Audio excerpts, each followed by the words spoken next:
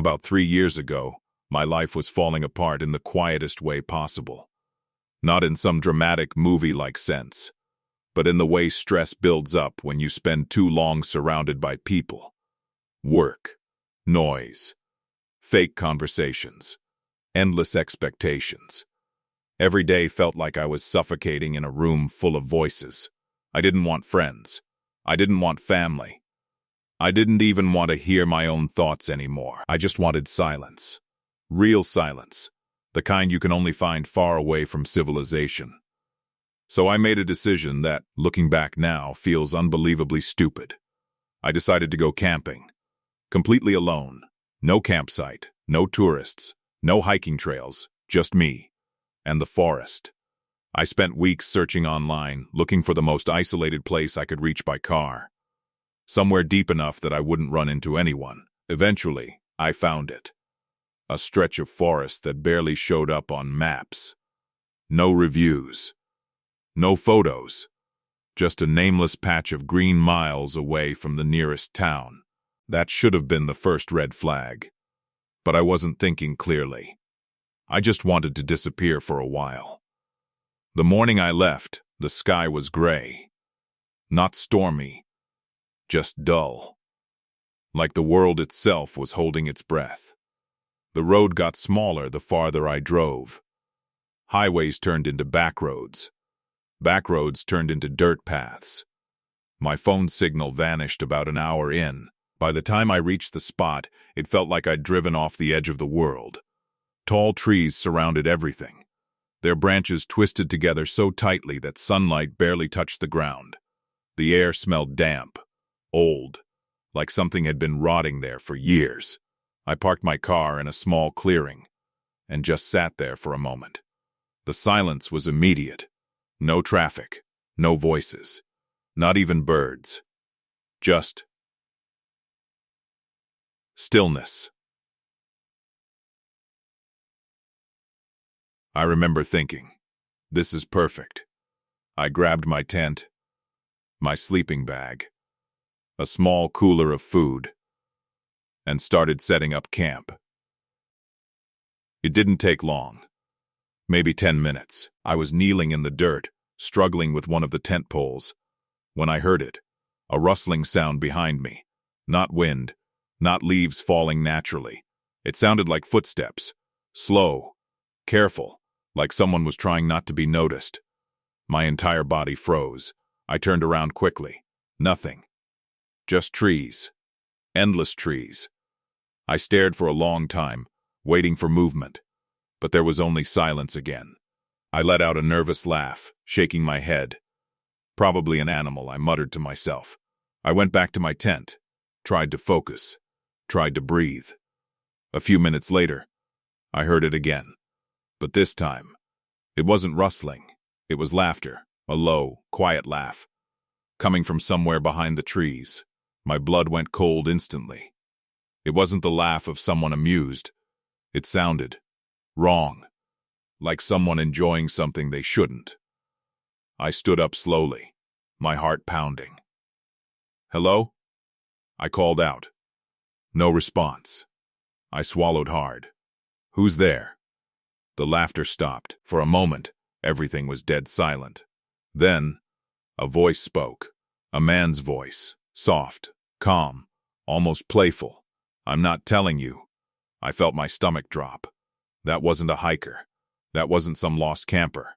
That was someone hiding on purpose. At first, I convinced myself it was just some weird guy messing around. Maybe a teenager. Maybe someone trying to scare me for fun. So I forced my voice to stay polite. "Look, I came out here to be alone. If you're trying to mess with me, can you please go somewhere else?" No answer. Just silence again. I stood there, listening, hoping I'd hear footsteps walking away. Nothing. I couldn't see anyone. But I knew. I wasn't alone. I went back to finishing my tent, but my hands wouldn't stop shaking. Every sound made me jump. A twig snapping, leaves shifting, my own breathing. It felt like the forest was holding something back, like it was watching me. I kept glancing over my shoulder every few seconds, expecting to see someone standing there. but nothing ever appeared. That was somehow worse. Because whoever it was, they were good at hiding. By late afternoon, the sky darkened under the thick canopy. It felt like evening came early out there. I ate a small canned meal, barely tasting it. I tried distracting myself with YouTube videos, but without signal they wouldn't load. So I just sat there. In the quiet, listening, waiting. The forest stayed unnaturally still. No insects, no owls, no life. Just me, and whatever was out there with me. When the sun finally disappeared completely, darkness swallowed everything.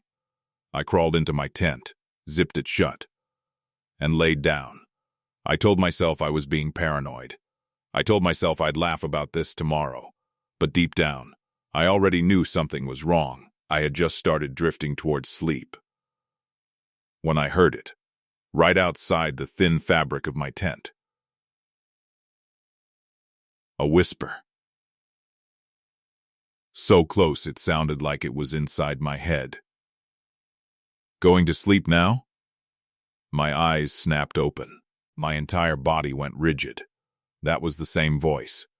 The same man. He hadn't left. He'd been there the whole time. Watching. Waiting. The forest was an end. I didn't move for a long time. I couldn't. My body was frozen in place. My hands gripping the sleeping bag so tightly my fingers started to ache. Outside the tent, whoever that was breathing. I could actually hear it. Slow. Controlled. Like they were standing there with their face inches from the fabric, enjoying the fact that I knew they were there. My throat went dry. I forced myself to whisper, barely louder than the wind that didn't exist out there. Leave me alone. For a few seconds, nothing happened. Then I heard the softest chuckle. Not loud, not aggressive. Just amused, like I'd told a joke. And then the voice spoke again. You came all the way out here, to be alone. The way he said it made my stomach twist. It sounded like he was savoring the word, alone. I sat up slowly, my heart pounding so hard I thought it might tear through my ribs. How do you know that? I said, my voice shaking. A pause. Then, I heard you. My breathing stopped. He hadn't just seen me, he'd been listening. Maybe since the moment I arrived.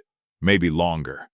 I tried to convince myself it was just some deranged guy who liked scaring people. But deep down, the fear wasn't just that someone was outside. It was the feeling that this person didn't belong. Like the forest had produced him. Like he was part of it. I didn't want to open the tent. The thin fabric was the only thing separating me from him. It was pathetic protection. But it was something. I stayed completely still. Then, I heard the sound of fingers brushing the zipper, very gently.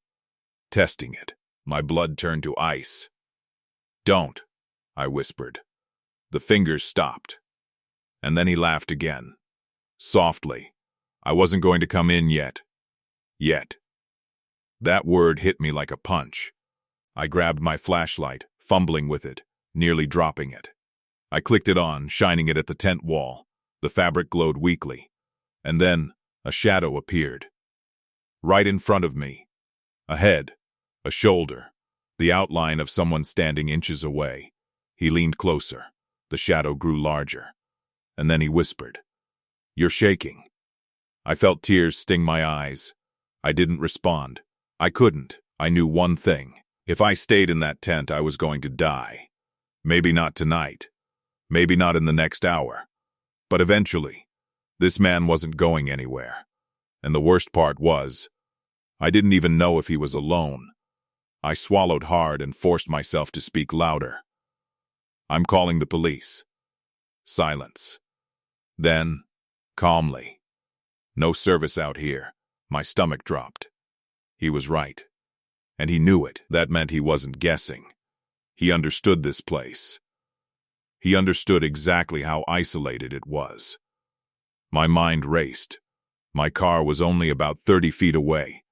If I could run, if I could reach it, I might have a chance. I tightened my grip on the flashlight. Then, without thinking any further, I screamed, "Get away from ME!" And I yanked the zipper down. The cold night air rushed in. I swung the flashlight beam wildly. Tree trunks, darkness, shadows, no one. The clearing was empty. For a moment I thought, maybe he'd left. Maybe I'd imagined it. Then I heard it. Right behind me, a whisper so close it brushed my ear. I'm really good at hiding. My body locked up. I turned slowly. The flashlight beam shook violently. And then I saw him. He was standing half hidden behind the same tree from earlier. But now I could see more of him. At first glance, he looked normal. Just a man. Tall, thin, dressed in dark clothes that blended into the forest. But something about him was wrong. Not his face. Not his hair. It was the way he stood. Completely still. Like he wasn't breathing. Like a mannequin placed behind a tree. His head was tilted slightly. Almost curious. Like he was studying me. I couldn't make out his expression clearly in the darkness. But I could hear him smiling in his voice. "You shouldn't have come out here." My mouth trembled. "What do you want?" He didn't answer right away. He just stared. Then he said softly, "I've been waiting." My skin crawled. "What do you mean, waiting?" His laughter returned, low and unpleasant. "You'll see." I stepped back, almost tripping over the tent flap. My flashlight beam flickered across his hands, and that's when I noticed something that made my stomach twist. His hands were too big, not just large, wrong. The fingers looked longer than they should have been, the palms wider, almost swollen, like gloves stuffed with something underneath. He flexed them slowly, like he wanted me to notice. Then he whispered, "That tent is going to be your coffin." That was it. Something inside me snapped. I didn't care about the tent. I didn't care about my supplies. I didn't care about looking stupid. I just wanted out. I lunged forward, grabbing the tent poles, yanking them apart with frantic strength. The man didn't move. He just watched. Like this was entertainment. I ripped the stakes out of the ground, my hands scraping against dirt and rock. My breathing turned ragged. And then he spoke again. His voice sharper now. "Where do you think you're going?" I froze. I looked up slowly. His head was tilted further. Almost unnatural. "I'm leaving," I said. He laughed, a louder laugh this time. And then he said something I will never forget. "Do you have any idea how long I've been waiting to roast you?" The words didn't make sense at first. Roast you? Like food? Like a joke? But the way he said it made it clear. He wasn't joking. For the first time, he stepped out from behind the tree. The darkness seemed to cling to him. The flashlight beam caught his face for a split second. And my blood went cold. His eyes were wide. Too wide. Like someone forcing themselves not to blink. His smile was stretched unnaturally across his face. Not a human smile. Not warmth. Just hunger. I stumbled backward. No. He took another step. Slow. Deliberate. Enjoying my fear. Then he suddenly stopped. And he whispered, "Run." The second he said it, he screamed, not like a normal scream. It was animalistic, raw, like something breaking out of a throat that wasn't built for speech. And then he charged. Straight at me. I didn't think. I didn't hesitate. I ran. My feet slammed into the dirt, kicking up leaves. I could hear him behind me. Fast. Too fast. Branches snapped. His breathing sounded like a growl. I reached my car, fumbling for the keys, my hands shaking so violently I almost dropped them. The scream behind me got closer. Closer. I yanked the door open, threw myself inside and slammed it shut. Lock. Lock. Lock. I hit the locks so hard my finger hurt. And then Bang! His hands slammed against the window. The entire car shook. I screamed. His face pressed close to the glass. And that's when I saw it clearly. His hands were enormous, twice the size they should have been. The fingers looked stretched, almost distorted, and he was smiling like he'd won. I started the engine so fast it nearly stalled. The tires spun in the dirt. He banged again, harder. The window creaked. Then he leaned down, his mouth inches from the glass, and whispered something I barely heard over my own sobbing. "This forest doesn't let people go." I slammed the gas. The car shot forward. He stumbled back. But then, he ran after me. Not jogging. Not sprinting like a person. Running like something chasing prey. His hands slapped the side of my car as I sped down the dirt road. For several seconds, I thought he might actually catch up. And then, the trees swallowed him. The darkness behind me became empty again. I drove for what felt like hours. My hands were locked around the steering wheel. My breathing was broken, sharp. Every shadow on the road looked like him. Every tree felt like it was leaning toward me. When I finally reached the highway, I didn't stop. I didn't slow down. I just kept driving until the first town lights appeared. I pulled into a gas station, shaking so badly I could barely stand. I called the police. My voice cracked as I tried to explain. There was someone out there. He was hiding. He chased me. The operator asked where exactly I was. And when I told her, there was a pause. Then she said quietly, "Sir, no one camps there." My stomach dropped. "What do you mean?" Her voice lowered. "That part of the forest. People don't go there anymore." I didn't sleep that night. Not even for a second. After leaving the gas station, I drove straight home. My mind completely disconnected from reality. The world outside my windshield looked normal again. Streetlights, traffic signs, buildings, people. But none of it felt real, because part of me was still in that clearing. Still hearing the laughter. Still seeing those hands. Still feeling the air change when he stepped out from behind the tree.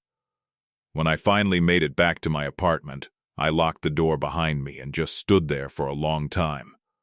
My chest felt tight, like I couldn't get enough air. I kept replaying everything over and over. The voice, the whisper outside my tent.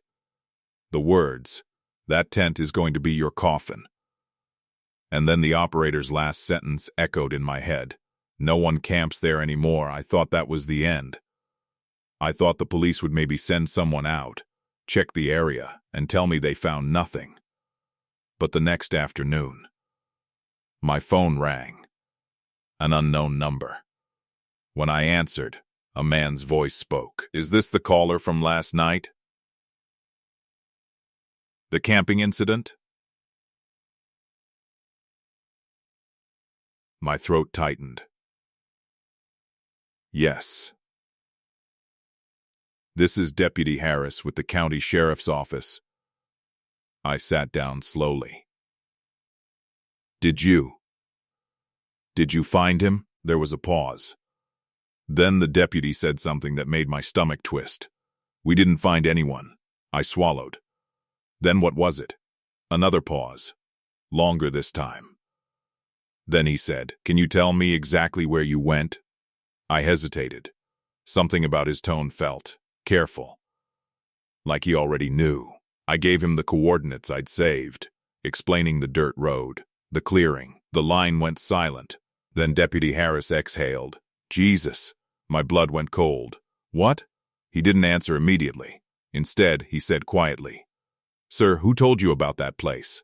"No one," I replied. "I found it online. It looked empty." The deputy's voice dropped lower. "That area isn't a campsite." "What do you mean?" "It's not even part of the public trail system." My mouth went dry. "Then why is it there?" Another pause. And then he said, "Because people used to disappear there." I felt my entire body go cold. Disappear? Deputy Harris sighed, like he didn't want to continue. But he did. Over the last 10 years, we've had 7 missing persons cases connected to that stretch of forest. My stomach twisted. 7? Campers, hikers. One guy who thought it'd be funny to go exploring at night. My hands trembled. What happened to them? His voice became flat. We never found them. I stared at the wall in front of me, my mind struggling to process. No bodies? No clues? Nothing? How is that possible? The deputy hesitated. Then he said something that made my blood freeze. The only thing we ever found were tents. I felt sick. What do you mean? He continued, slowly. Every time someone went missing, search teams found their campsites still standing. Sleeping bags still inside, food still untouched, cars still parked nearby. It felt like the air left my lungs. So they just vanished? Deputy Harris lowered his voice. It's like they stepped out into the woods and never came back. I couldn't speak. I thought of the man's words. That tent is going to be your coffin. My skin crawled. I forced myself to whisper, Did anyone ever see anything? Deputy Harris was quiet. Then he said, There were rumors. What rumors? He exhaled slowly. Locals talk about something that lives out there. I almost laughed. Something? You mean like a bear? Deputy Harris didn't laugh back. No. My throat tightened. Then what? He paused, choosing his words carefully. They call it the smiling man. My stomach dropped. I felt dizzy. What is that? Deputy Harris's voice was low. People say it's been in those woods longer than anyone remembers. They say it isn't human. My hands clenched. That's insane. I know how it sounds, he replied quickly. But every missing person case has one strange detail. My breathing slowed. What detail? He said. They all reported hearing laughter before they disappeared. My blood ran cold. The laughter. The same laughter I heard. Deputy Harris continued. And the few people who made it out always described the same thing. My voice cracked. What thing? He hesitated. Then he said, Hands. My body went rigid. I couldn't breathe. Hands? Deputy Harris swallowed audibly. They said his hands were too big. They said they looked wrong. They said when he pressed them against the glass, it didn't look like human skin. I felt nauseous.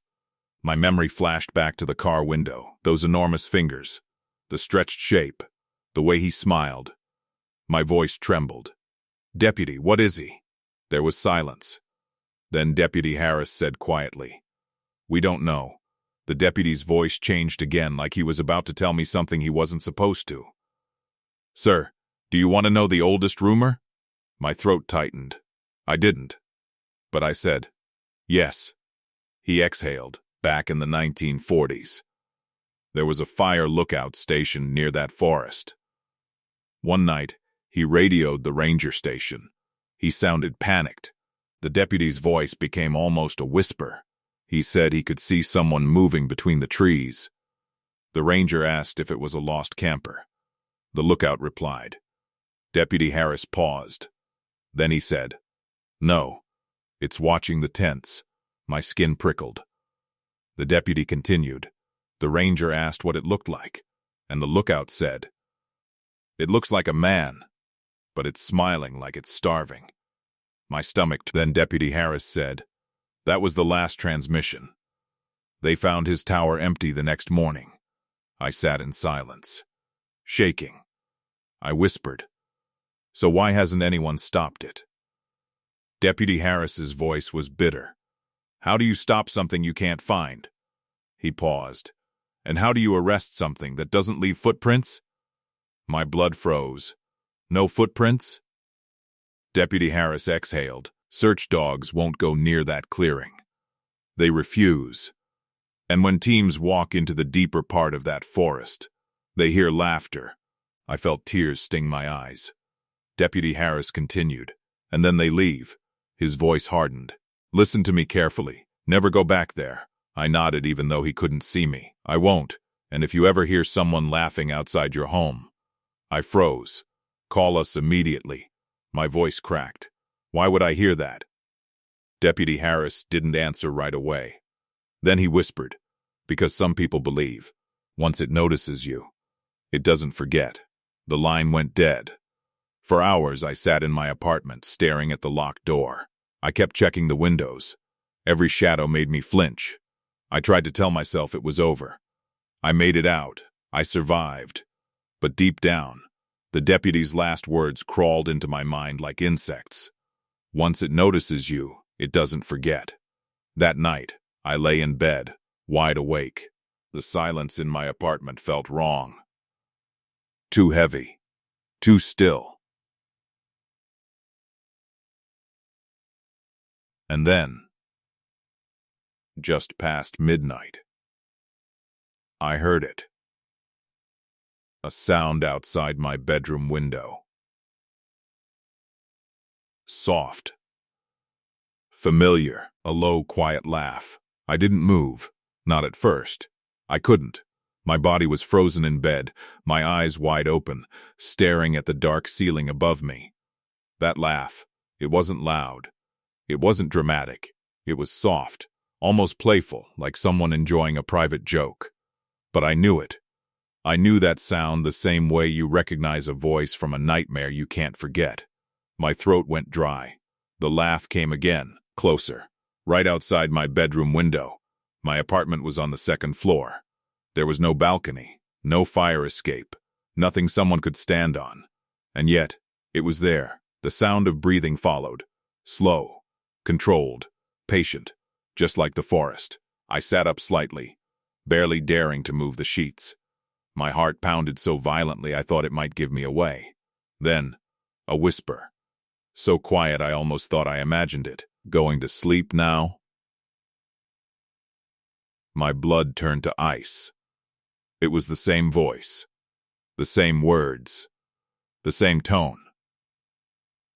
The same thing he said outside my tent. I clapped a hand over my mouth to stop myself from screaming.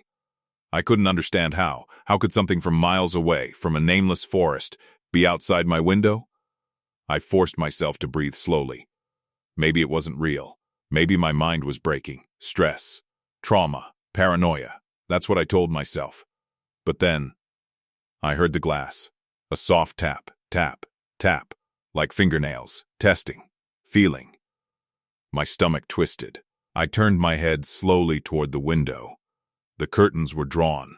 I couldn't see outside. But I could feel it. The presence. The pressure, like something was standing inches away. Watching. Smiling. I don't know why I did it. Curiosity? Fear? Some stupid need to confirm reality? My shaking hand reached out and grabbed the edge of the curtain. I hesitated. My body screamed at me not to, but I pulled it back. Just a few inches. The streetlight outside cast a pale glow. At first, I saw nothing. Just the empty night. Then, a shape moved upward into view. Slowly, deliberately, a face, right against the glass. I stopped breathing. His eyes were wide, unblinking, and his smile, God, his smile looked stretched, too far, too hungry. And then I saw his hands, pressed flat against the window, enormous, distorted. The fingers looked longer than they should have been, almost like they didn't belong to a person. The glass creaked under the pressure. I stumbled backward, falling off the bed. My breath came out in a broken gasp.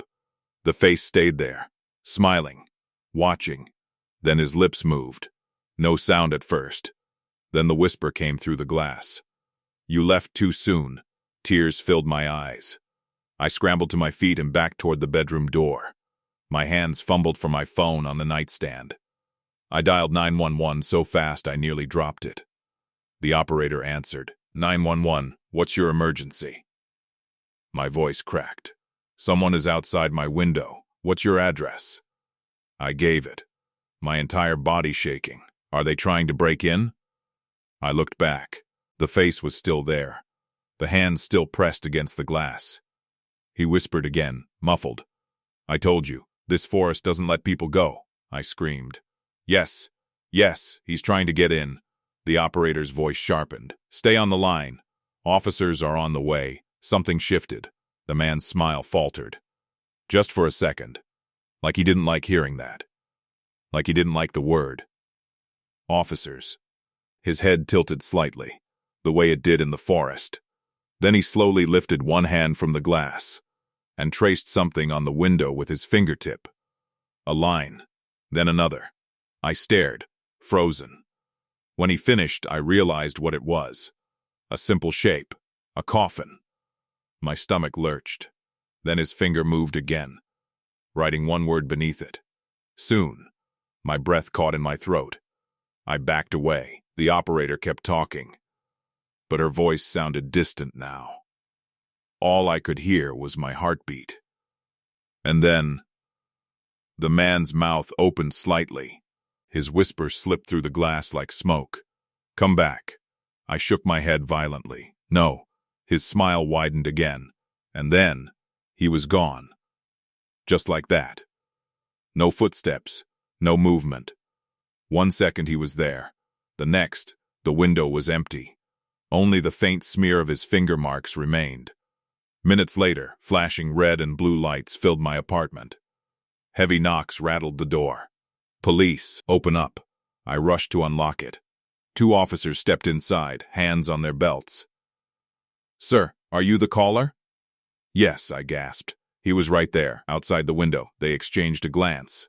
One of them walked to the bedroom. He pulled back the curtain, looked out. Nothing. He checked the ground below. Empty street. No ladder. No footprints. No way up. The officer frowned. "Second floor," he muttered. I was shaking. He was there. I saw him. The other officer looked at me carefully. "Do you know who it was?" I swallowed hard. No. But part of me wanted to say, yes, I do.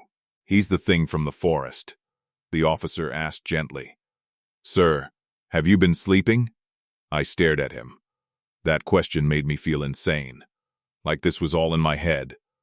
But then the first officer spoke again. "Hey." His voice was different now. He was staring at the glass. "There's something here." I froze. "What?" He pointed. On the window, a faint outline. The coffin shape.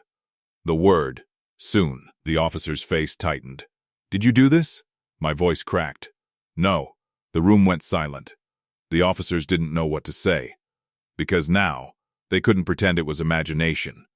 The next morning, my phone rang again. Deputy Harris. His voice was sharp. "Did it come to you?" My blood ran cold. "How did you know?" A long pause. Then he whispered. "It followed another survivor once." My throat tightened. "What happened to them?" Deputy Harris hesitated. Then he said quietly, "They disappeared 3 weeks later." My stomach dropped. "No. They thought they were safe," he continued. "They stayed in town. They stayed around people. But one night, they heard laughter outside their window. I couldn't breathe." Deputy Harris's voice turned cold. "It doesn't matter where you go. It doesn't matter how far. When it chooses you, it waits." My hands trembled. "What do I do?" Deputy Harris was silent for a long time. Then he whispered, "Don't be alone." The line went dead. I sat there, staring at my locked apartment door. The forest wasn't just a place. It was a trap, and whatever lived inside it wasn't bound by trees, or distance, or roads. It had seen me. It had smiled at me. And now, it knew where I lived. That night, I didn't go to bed. I sat in the living room with every light on, waiting, listening, because deep down, I knew the truth. This wasn't over. It was only beginning. Deputy Harris's last words stayed with me like a curse. "Don't be alone." It sounded simple, almost stupid. But after what I'd seen, after what had been outside my window, I understood what he meant. Whatever that thing was, it hunted solitude. It thrived in silence. It waited for the moment when no one else was around to hear you scream. So I made a decision. I wasn't going to be alone anymore. Not for a while. Maybe not ever again. That same morning, I packed a bag and drove straight to my sister's house. She lived across town with her husband and 2 kids. It was loud there. Constant noise. Cartoons playing. Kids running through hallways. The kind of chaos that used to annoy me. Now, it felt like safety. When she opened the door and saw my face, her smile vanished instantly. "Are you okay?" I must have looked like a ghost. I stepped inside without answering. The warmth of the house hit me like a wave. I almost collapsed. "I need to stay here for a bit," I whispered. She didn't ask questions. Not right away. She just nodded. That night I sat on the couch while the family went about their normal routines. Dinner, homework, television, laughter. Real laughter. Not the kind that came from the woods. Every so often, my eyes flicked toward the windows, expecting to see him, expecting those hands. But there was nothing. By midnight, exhaustion finally started to pull me under. I fell asleep with the living room lights still on. For the first time since the forest, I slept.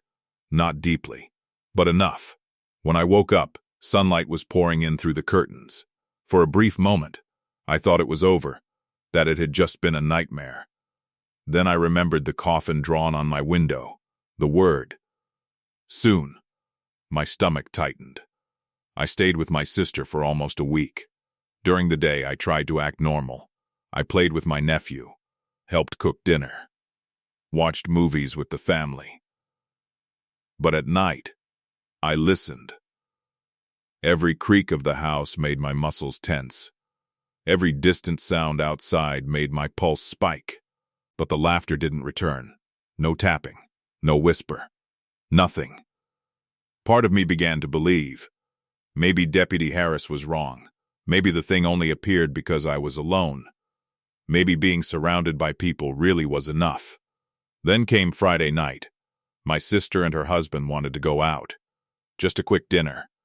They asked if I could watch the kids for a couple hours. I hesitated. My chest tightened. "Do you have to?" She frowned.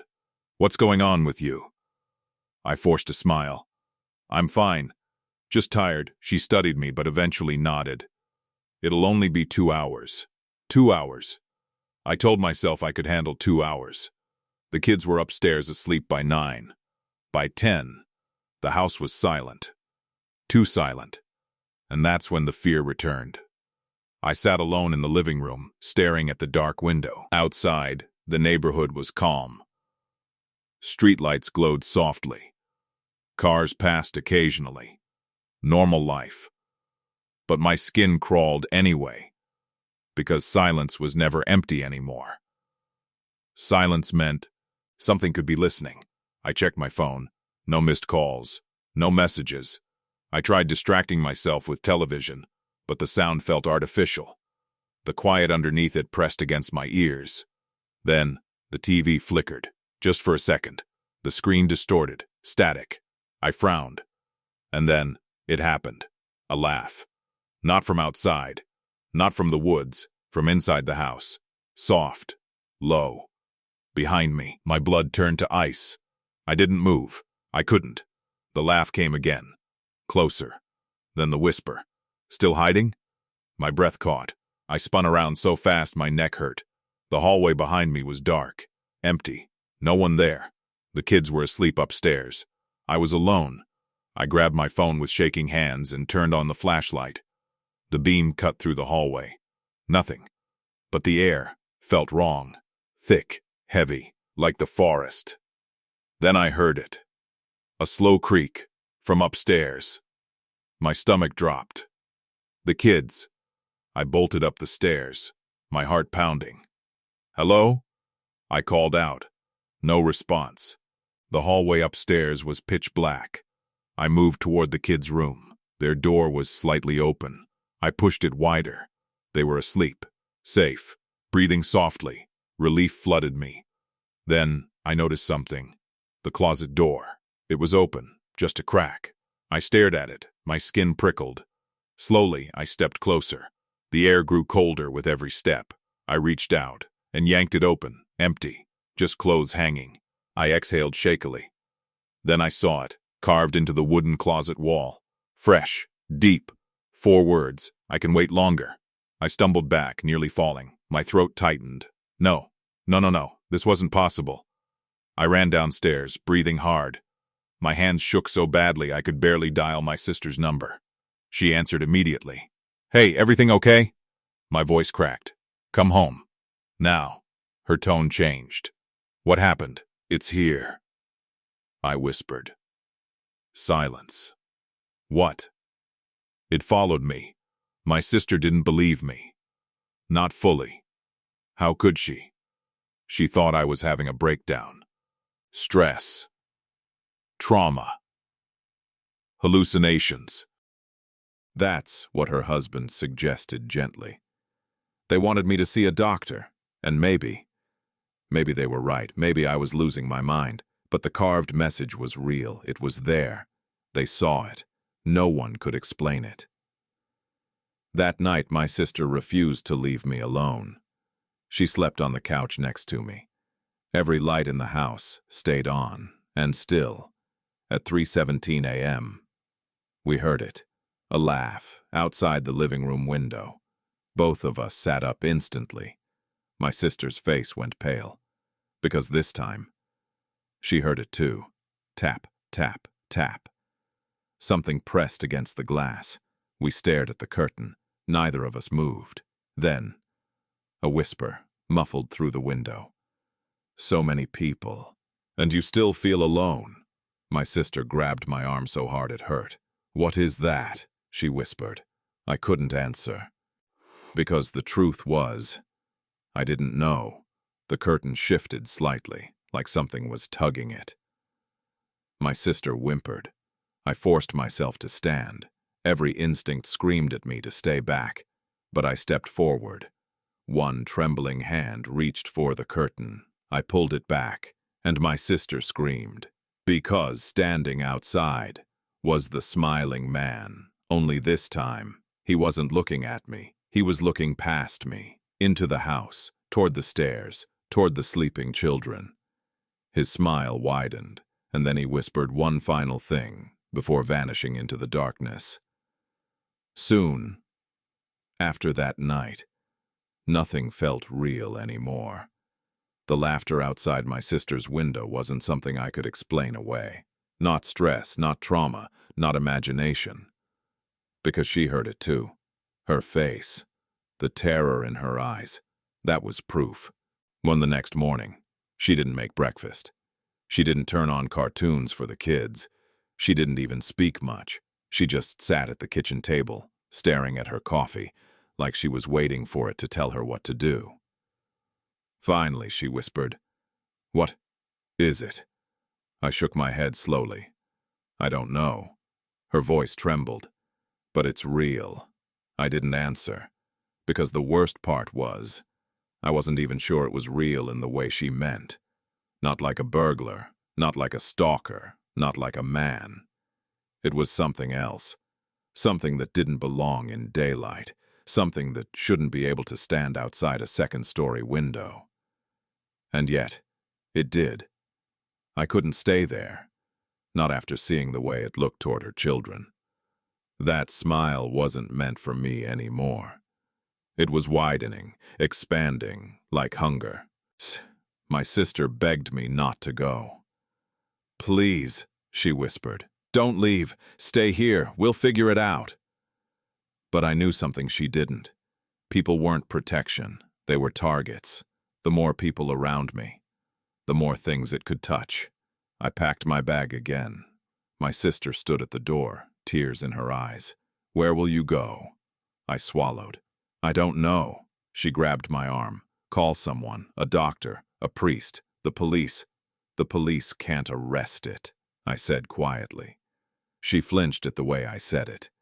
Because deep down, she understood, whatever this was beyond normal. I stepped outside. The sunlight felt wrong on my skin, too bright, too ordinary. I got into my car and drove. No destination, just movement. Because movement felt like survival. It happened at a gas station, midday. The kind of place filled with people. Families buying snacks. Truck drivers stretching their legs. Teenagers laughing near the soda machines. Normal. Safe. I stood in line with a bottle of water, trying to steady my shaking hands. The cashier smiled politely. "Rough day?" I forced a weak nod. Then, I heard it. A laugh, soft, low, behind me. My blood froze instantly. It didn't belong here, not in daylight, not in a crowded store. I turned slowly. At first I saw only strangers, a woman holding a child, an old man with a newspaper, a guy in a baseball cap scrolling his phone. Then, my eyes landed on him, standing near the back aisle, half hidden between shelves, tall, still, unmoving, a man dressed in dark clothes, his head tilted slightly, and his smile. That stretched, starving smile. I couldn't breathe. He wasn't outside. He wasn't far away. He was here, inside, among people. No one noticed him. No one reacted. It was like he existed only for me. I stumbled backward, nearly dropping the water. The cashier frowned. "Sir, are you okay?" I didn't answer. I couldn't. Because the smiling man's lips moved. No sound at first. Then the whisper slid into my ears, clear as if he was beside me. "Crowds don't help." I bolted. I pushed past people, nearly knocking someone over. I ran out into the parking lot, gasping. My hands fumbled for my car keys. I threw myself inside, locked the doors, and looked back through the windshield. The gas station doors opened. People came and went. Normal, but he stood just inside the entrance, watching, smiling, then slowly. He raised one enormous hand and waved, like this was a game. I slammed the gas and sped away. After that, I couldn't be in public. Every stranger felt wrong. Every laugh made my stomach twist. Every shadow looked like him. I stopped sleeping, stopped eating, stopped answering calls. I drove until my tank was nearly empty. Then I parked in a motel on the edge of town. The kind of place no one stays longer than one night. I checked in under a fake name. I kept the lights on. I shoved a chair under the doorknob. I sat on the bed with my back against the wall, waiting, listening. Hours passed. Nothing. Then, at 2:46 a.m., the motel phone rang, the old landline on the nightstand. I stared at it like it was a bomb. It rang again and again. Finally, with shaking hands, I lifted the receiver. Silence. Then breathing, slow, controlled. And then a laugh. I slammed the phone down. My chest heaved. The laughter continued. Not through the phone, through the wall, like it was in the room next door. I froze. The motel was supposed to be empty. I hadn't seen another guest. I stood slowly, moving toward the adjoining door that connected to the next room. The laughter grew louder, closer. Then the whisper, "Open it!" My hand trembled. I backed away instead. "No." The whisper turned colder. "You can't lock me out." The laughter stopped. And then I heard footsteps. Not outside, not in the hallway, inside the walls, like something pacing behind the drywall. My stomach churned. I grabbed my bag and ran for the door. The chair scraped loudly as I moved it. I yanked the door open. And there he was, standing in the hallway, right outside. Too close, too tall, his smile wider than ever, his hands hanging at his sides like heavy tools. He tilted his head and whispered, "You're getting tired." I slammed the door shut and locked it. The handle jiggled once, twice, then stopped. Silence. For a moment, I thought he was gone.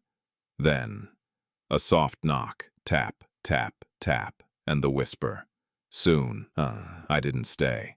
I didn't even pack properly. I climbed out the bathroom window and dropped into the gravel outside. I ran barefoot to my car. By sunrise, I was driving again. I didn't know where. I didn't care. Eventually, exhaustion forced me to stop. I pulled into a diner. Bright lights, people eating breakfast, noise, safety. I sat in a corner booth, staring at my untouched food. That's when an old man approached. He slid into the booth across from me without asking. His eyes were sharp, too aware. He studied my face. Then he said quietly, "You saw him." My blood went cold. "What?" The old man leaned closer. "The smiling man." My throat tightened. "How do you know?" He exhaled slowly. "Because you have the same look the others had." My hands shook. "Others?" The old man nodded. "People who wandered too far into the wrong part of the forest." My voice cracked. "What is he?" The old man's expression darkened. "He's not a man." I stared at him. "Then what is he?" The old man whispered, "He's what's left behind. When something learns how to wear human skin." My stomach turned. The diner suddenly felt too quiet. The old man continued. "And once it smiles at you, it's already decided." I swallowed hard. "Decided what?" The old man's eyes flicked toward the window, and his voice dropped to almost nothing. "Whether you'll come back willingly, or in pieces." The old man didn't blink. He just sat across from me in that diner booth, watching my face like he was reading something written beneath my skin. Outside, people walked past the windows. Cars moved, morning life continued, but inside that booth, time felt frozen. My throat tightened. "You said others had the same look." The old man nodded slowly. "Fear doesn't sit quietly in a person's eyes," he said. "It screams." I swallowed hard. "What happened to them?" His gaze drifted downward. "Most of them are gone." My stomach dropped. "Gone where?" The old man's lips twitched, not quite a smile. "Back." A cold shiver crawled up my spine. "Back to the forest." He didn't answer immediately. Instead, he reached into his coat pocket and pulled out something small. A folded photograph. Old, worn at the edges. He slid it across the table. My hands trembled as I picked it up. The photo showed a group of men standing near a fire lookout tower.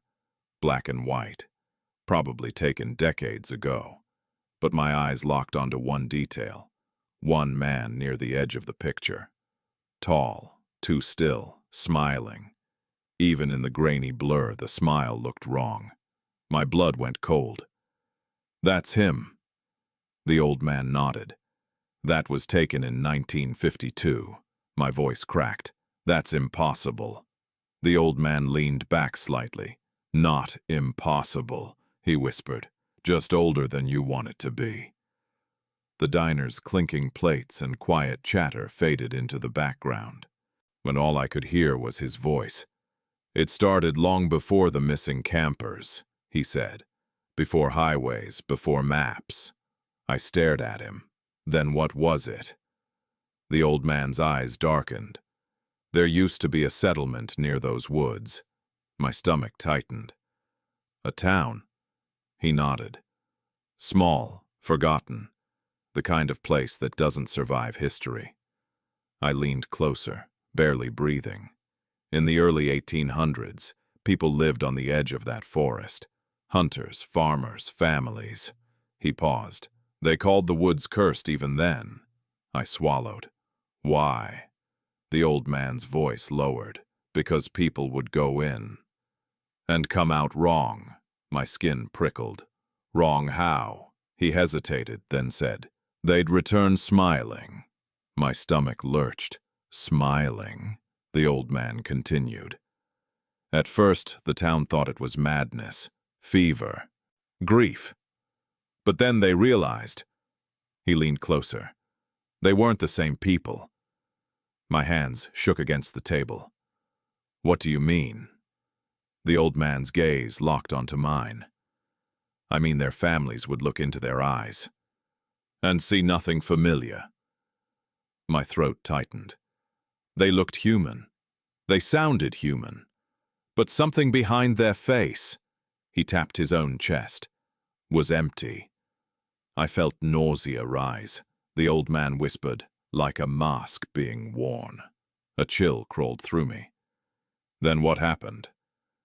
The old man exhaled slowly. One winter, a boy went missing, 9 years old. My chest tightened. They searched for days. No footprints, no blood, no sound. Then on the 7th night, he paused. They heard laughter outside the church. I froze. The old man continued. The entire town gathered, in holding lanterns. And standing at the edge of the trees was the boy. My voice was barely audible. He came back. The old man nodded. He was barefoot in the snow. His skin was pale, and he was smiling. My stomach twisted. The old man's voice dropped lower. They ran to him. His mother screamed his name. And the boy, he swallowed. The boy whispered, "Going to sleep now." My blood turned to ice. The same words, the same voice. My hands trembled violently. What happened to them? The old man stared at the table. They never found the mother. I felt dizzy. The old man continued. The town tried to fight it. They thought it was a demon, a spirit, a curse. They gathered torches and rifles. They marched into the forest. His voice became hollow. Only 3 came back. My throat tightened. What did they say? The old man's eyes flicked up. They said they found a clearing, a place where the trees grew wrong, twisted inward like a cage. And in the center, he paused, a pit. My stomach lurched. A pit? The old man nodded slowly. Deep, black, and something inside was laughing. I felt my breath shake. The old man whispered. They said the laughter wasn't coming from above. It was coming from below. I couldn't speak. My mind was trying to reject every word. The old man leaned closer. They didn't see a man at first. They saw movement. Hands, long hands, pulling itself up the side of the pit. My stomach churned. They described skin stretched too tight, a face that looked unfinished, and then the smile. The old man's voice trembled slightly. They said it smiled like it had just learned how. I stared at him, and that was the first time it wore a face. The diner suddenly felt suffocating. My voice cracked. So it's... what? Some creature? The old man's gaze sharpened. It's hunger. I froze. Hunger. He nodded. Something old. Something that lives where people disappear. It learned the shape of us. It learned our voices. It learned how to lure. My stomach twisted. And now, it smiles. I gripped the edge of the table. Why did it choose me? The old man's expression softened slightly. Because you went alone. My throat tightened. It feeds on loneliness. It waits for people who want silence. His voice dropped. And once it notices you, it doesn't forget. I swallowed hard. How do I stop it? The old man stared at me for a long time. Then he said quietly, You don't stop it. My blood ran cold. You only delay it. My voice shook. Delay it until what? The old man leaned forward. Until you go back. I froze. Go back. His eyes were dark. It wants you in the forest. It doesn't like cities. Too many eyes, too much noise, but it can follow, he whispered, until you return to where it belongs. My breathing turned ragged. I'm not going back. The old man's lips tightened. Then it will come closer. I shook my head. No. The old man's voice became almost a whisper. It already has. My stomach dropped. What do you mean? The old man's gaze shifted past me, toward the diner window. Slowly, my body went cold. I didn't want to turn. I didn't want to look, but I did. And in the reflection of the glass, behind me, standing across the street, was a tall figure, still, watching, smiling. His hands hung at his sides like heavy tools. The smile was wider than ever. The old man whispered, "He found you again." My breath stopped. The figure raised one enormous hand and waved. I couldn't breathe. The reflection in the diner window felt like a crack in reality. Across the street, between passing cars and mourning pedestrians, he stood perfectly still, smiling, like he'd been waiting there the entire time, like he'd never left. My hands trembled so badly I nearly knocked my coffee over. The old man didn't move. He didn't look surprised. He didn't panic. He just watched my face with something that looked almost like pity. My voice cracked. "He's here!" The old man nodded slowly. "Yes." My throat tightened. "How?" The old man whispered, "Because you looked back." I stared at him, confused. "What?" He leaned closer. "The first rule is, never acknowledge it." My stomach twisted, but I saw him. The old man's eyes darkened. "That's the problem. You didn't just see him. He saw you see him." A cold wave washed through my body. Outside, the smiling man didn't move. His grin stayed fixed. His head tilted slightly, as if listening. My voice shook. "What does he want?" The old man's expression hardened. "He wants you to understand something." I swallowed. "Understand what?" The old man whispered. "That you're already halfway gone."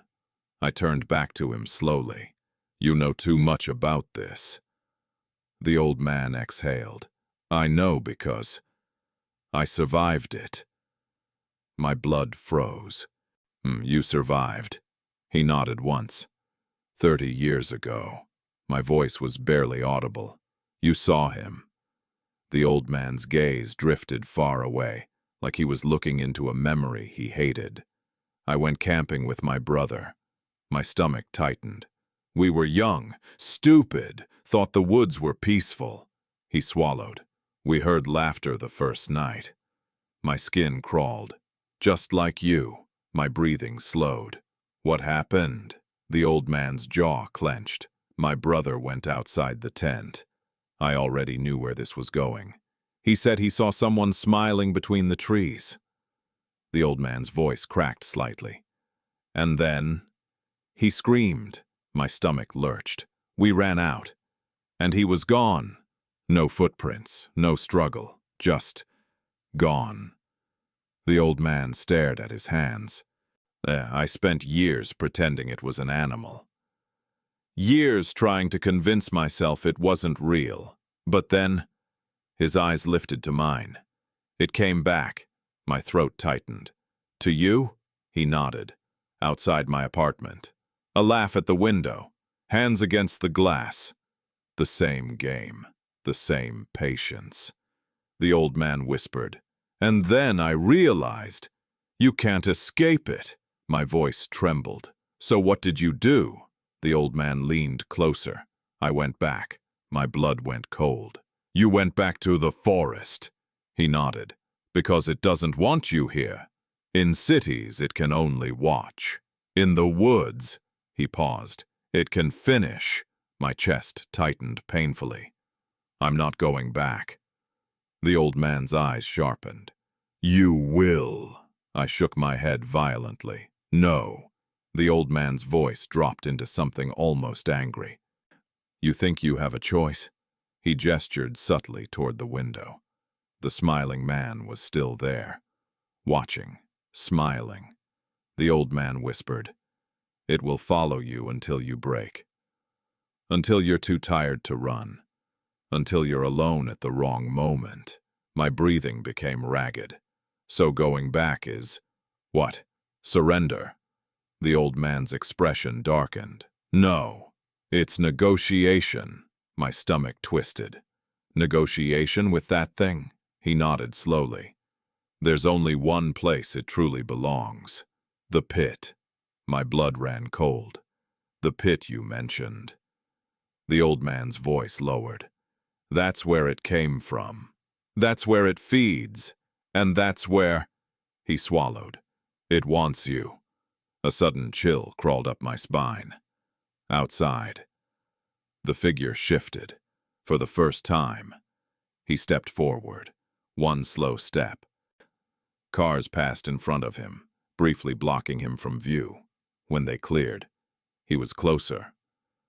My heart stopped. Another step. No rush, no urgency, just patience. Like a predator that knows prey, has nowhere left to go. The old man whispered, "He's reminding you."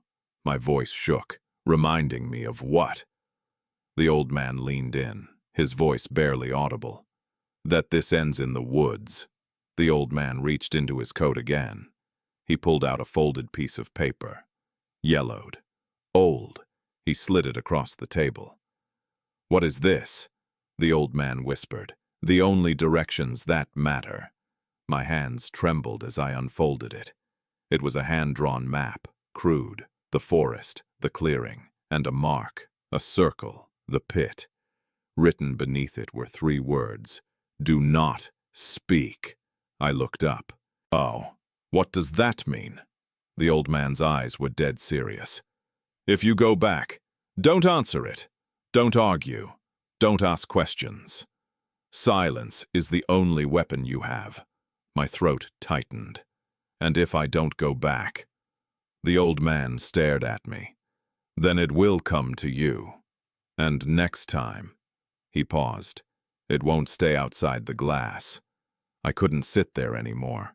The air felt too thick. The smiling man was too close. I stood abruptly. The old man didn't stop me.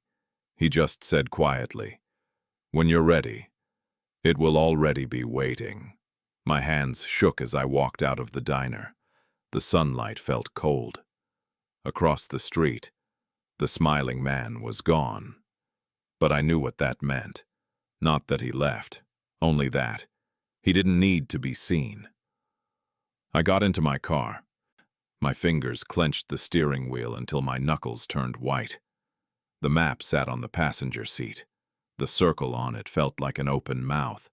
I started driving, not toward home, not toward safety, toward the only place this could end.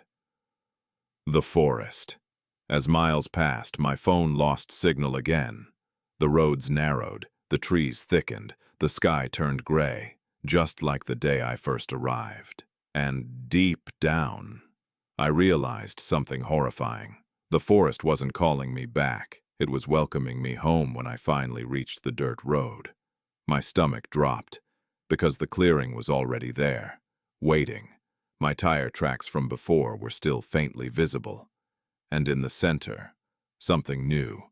My old tent, still standing, perfectly intact, like no one had ever touched it, like it had been waiting too. Then, from somewhere deep in the trees, a soft laugh echoed, and the whisper drifted through the branches. "Took you long enough." The clearing looked wrong, not in the way a place looks scary in movies, but in the way something feels wrong in a dream. Like the world is almost normal, but not quite. My old tent stood in the center, perfectly upright. No tears, no collapsed poles, no sign of weather damage. It looked untouched, like time had skipped around it. My throat tightened. I hadn't left it like that. I had torn it down. I remembered my shaking hands ripping the stakes out of the dirt. So why was it here? Why was it standing again? Then, the laugh came again. Soft, close, not from far away. Not from deep in the woods, from somewhere nearby. Like he was circling the clearing. I froze. The old man's words echoed in my head. "Do not speak." My mouth felt dry. My heart hammered so hard it hurt. I kept my lips pressed together. I forced myself to breathe silently. The trees swayed gently. No wind, just movement. Like the forest itself was alive. Then the voice drifted through the branches. Quiet, almost playful. "You came back." I didn't answer. Silence. The voice continued. "I told you it would be your coffin." My stomach twisted. Still, I said nothing. The laugh grew wider, not louder, just deeper, like it wasn't coming from one throat, like it was echoing out of something hollow. I stared into the tree line. Nothing, no figure, no movement, only darkness between trunks. Then, a sound. Footsteps. Slow, crunching leaves, circling. He was walking around me, but staying hidden, testing, waiting for me to break, waiting for me to speak. The old man had been right. This wasn't a chase. It was a ritual. My eyes drifted back to the tent. The zipper was slightly open, just enough. A black slit. My stomach dropped. I hadn't opened it. I hadn't even touched it.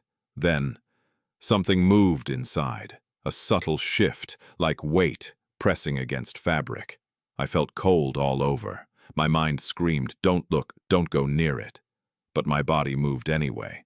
One step, then another. My shoes sank slightly into damp soil. The clearing smelled different now. Not like pine, not like earth, like something old, like a basement that hasn't been opened in decades.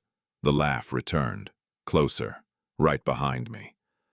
I felt breath, not warm, not human. My entire body locked. The whisper slid into my ear like a knife. "Go on! Open it!" My hands trembled.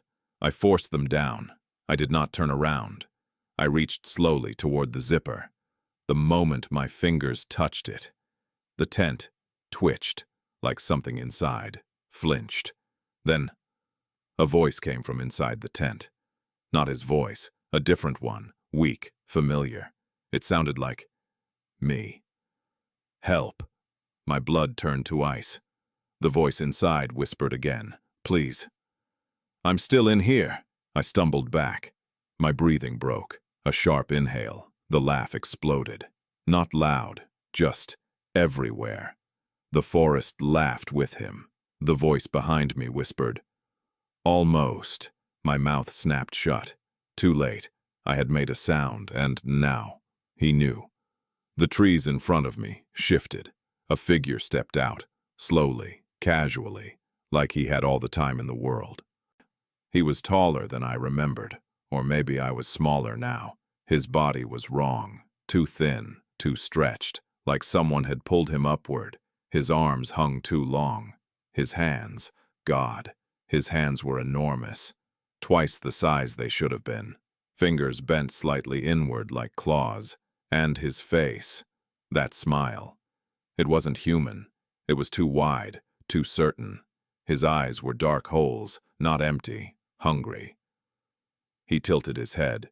"You did so well." My entire body shook. I clamped my teeth together until my jaw hurt. Silence. He stepped closer. The ground felt colder with each step. "I waited years," he whispered. "I waited while you tried to forget." He leaned forward slightly. "And now you're back where you belong." I swallowed hard. No words, no sound. His smile widened. He raised one hand slowly and pointed past me, toward the trees, toward the path, toward the pit. Even from here, I could see it. A dark circle in the earth, like an open throat. The air around it looked wrong. "Thicker," he whispered. "That's where you came from." My stomach twisted. "What?" He chuckled softly. "No, not you." He lowered his voice. "Your fear." My feet moved without permission, step by step, like sleepwalking, like gravity was pulling me. The pit grew larger. The smell grew worse. Rot, wet stone, something ancient. The smiling man followed behind. Not rushing, just watching, enjoying. The whisper came again. "So many people run, so few return." I stood at the edge. The darkness inside was absolute. No bottom visible. I stared down, and for a moment, nothing happened. But then, a sound rose from inside. Not a growl, not a scream, a choir of whispers, hundreds of voices, layered, broken, some crying, some laughing, some begging, some chanting. I stumbled back. My foot slipped on loose dirt. A small pebble fell into the pit. I waited for it to hit bottom. It never did. The smiling man leaned close. His voice was almost loving. "It's hungry." I finally understood. This wasn't just a man. This wasn't even a creature. It was something that lived in the space between isolation and fear. Something that only existed when no one else was around to witness it. Something the woods kept, a secret, a punishment. The smiling man whispered, "People come out here to be alone. They don't realize." He smiled wider. "They're never alone." My knees shook. The whispers from the pit grew louder. They were calling, not with words, with need, with hunger. Then, from inside the pit, a hand rose, pale, thin, not his, not mine, a different hand, then another, dozens, reaching, clawing at the air, trying to pull themselves out. The smiling man whispered, "They're all still waiting." My heart stopped, and then he spoke the last thing I ever wanted to hear. "You're next." I couldn't breathe. The whispers from the pit were louder now. Not words, not speech. Just thousands of voices layered on top of each other, begging, laughing, screaming, whining. The smiling man stepped closer, each footstep silent. Yet my bones felt like they were shattering under the weight of anticipation. His enormous hands hung by his sides, fingers twitching like they knew exactly what I feared. I wanted to run, I needed to run, but my legs refused. And then I saw it, the tent.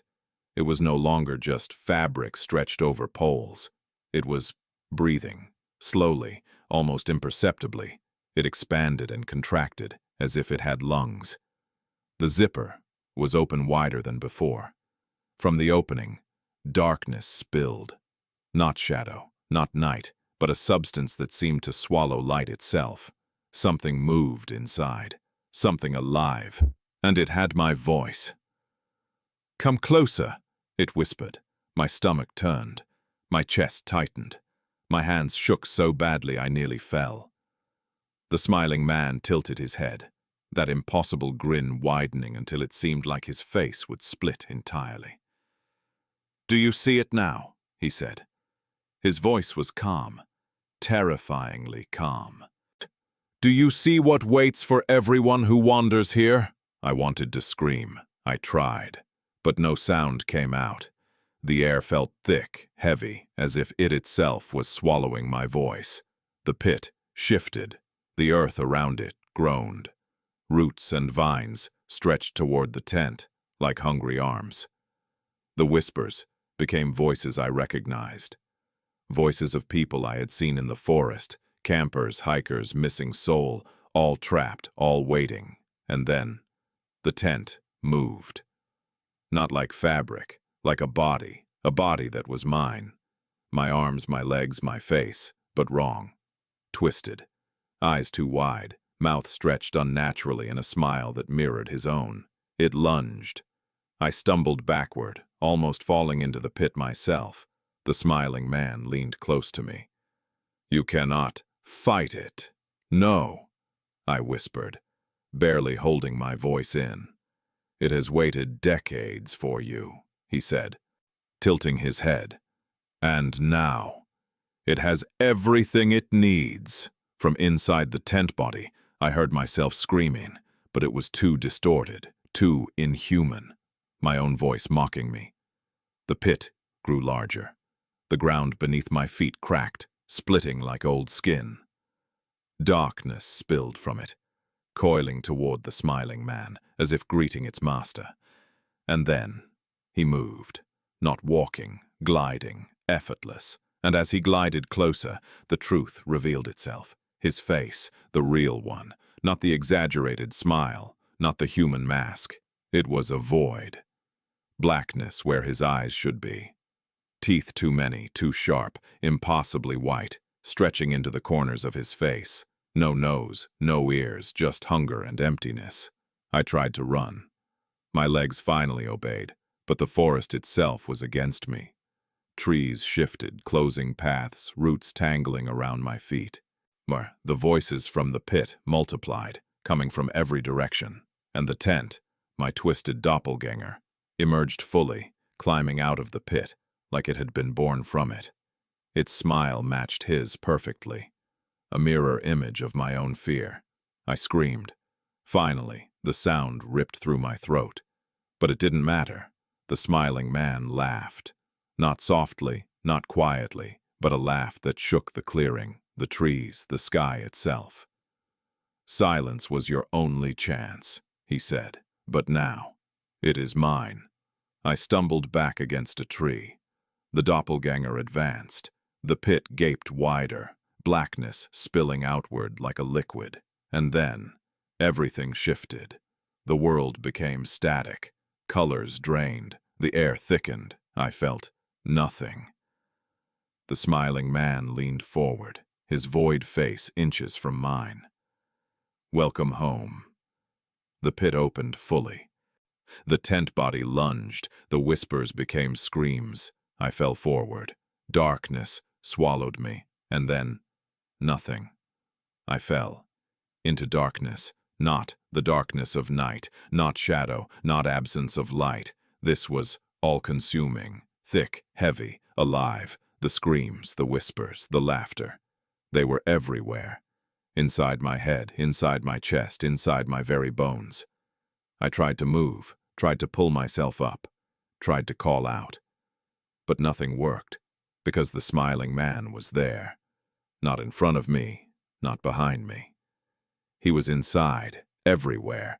I could feel him in my chest, in my stomach, under my skin. A presence that was impossible to shake. The tent body lunged next. It collided with me, and everything I was split. Half of me felt frozen in fear. Half of me felt pulled toward the pit. The whispers became voices I knew, campers, hikers, strangers, the old man's brother, all trapped, all claiming me. "Join us! Stay! Sleep!" The smiling man leaned in closer, his void face inches from mine.